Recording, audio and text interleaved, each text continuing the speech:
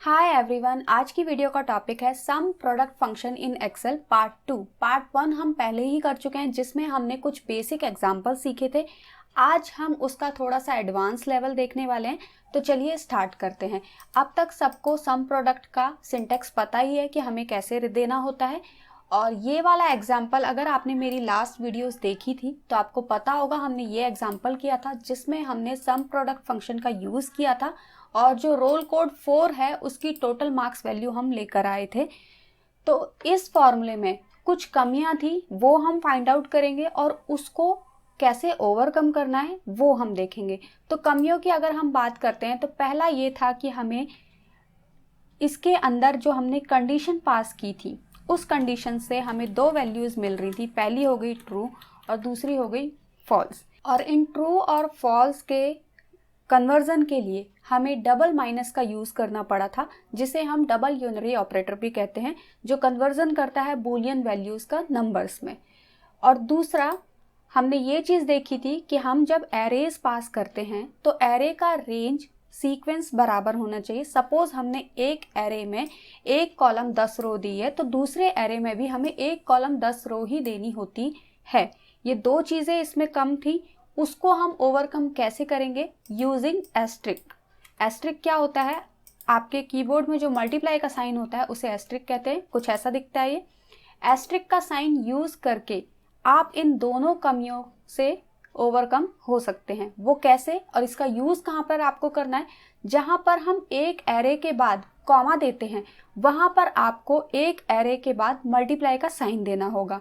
और जब आप इस एस्ट्रिक का साइन दे देते हैं तो आपको डबल यूनरी ऑपरेटर का यूज करने की भी नीड नहीं होती है कन्वर्जन के लिए।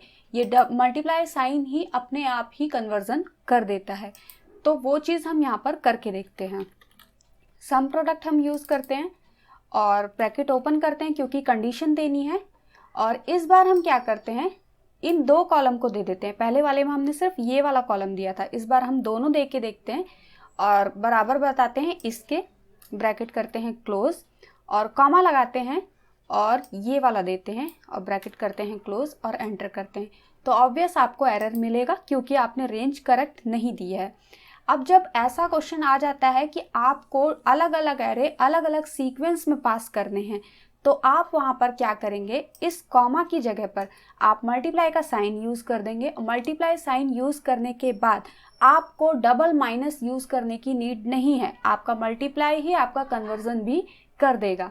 तो अब अगर आप एंटर करते हैं तो आपको आउटपुट करेक्ट मिलेगा।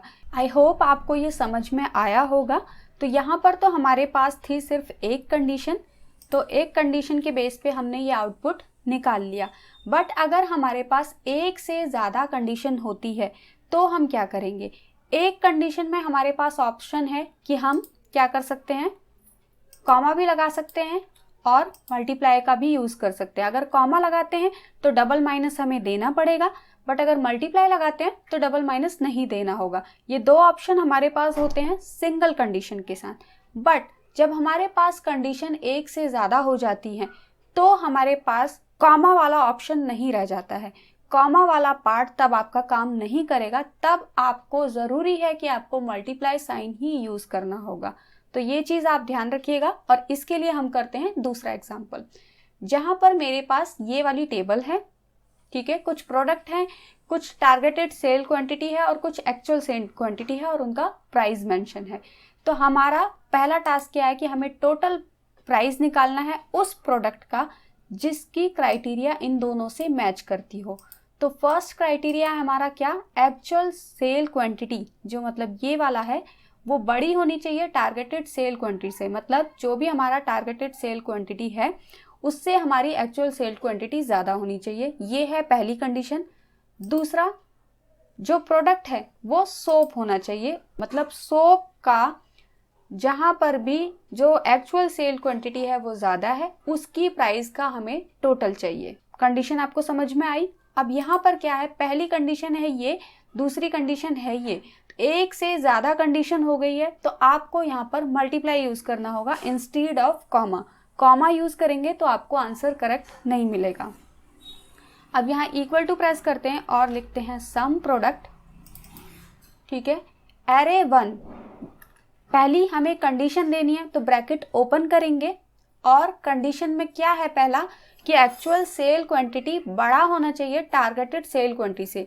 तो एक्चुअल सेल क्वांटिटी ये है, हम ये वाला एरे दे देंगे और ये बड़ा होना चाहिए किससे, टारगेटेड सेल क्वांटिटी से। Bracket close. एक कंडीशन खत्म हो गई है तो हमने इसको खत्म कर दिया। उसके बाद जहां पर हम कॉमा देते हैं, कॉमा नहीं देना है क्योंकि यहाँ पर दो कंडीशन, अगर एक ही कंडीशन होती तो आप कॉमा भी देते और डबल माइनस भी देते, आपका आंसर आ जाता। बट यहाँ पर कंडीशन ज़्यादा है तो कॉमा नहीं देंगे, आप मल्टीप्लाई ही देंगे। तो मल्टीप्लाई देंगे और अब दूसरी कंडीशन देंगे। दूसरी कंडीशन क्या है कि जो प्रोडक्ट है वो सोप होना चाहिए। तो प्रोडक्ट की रेंज क्या है, ये वाली, लेकिन इससे पहले हम ब्रैकेट ओपन करेंगे क्योंकि ये भी एक कंडीशन है। तो प्रोडक्ट हमने दे दिया और इस बार हम बताएंगे कि वो बराबर क्या होना चाहिए, सोप से। तो अगर आपका कोई सेल है जहां पर आपने प्रोडक्ट दे रखा है तो आप उस सेल को ले सकते हैं, अदरवाइज आप यहाँ पर सोप दे सकते हैं ऐसे डबल इन्वर्टेड कॉमा के अंदर, क्योंकि ये एक टेक्स्ट है। उसके बाद आप करेंगे ब्रैकेट क्लोज क्योंकि कंडीशन हो गई है खत्म। उसके बाद दोबारा आप कॉमा देते थे बट यहाँ कॉमा नहीं, मल्टीप्लाई ही देंगे।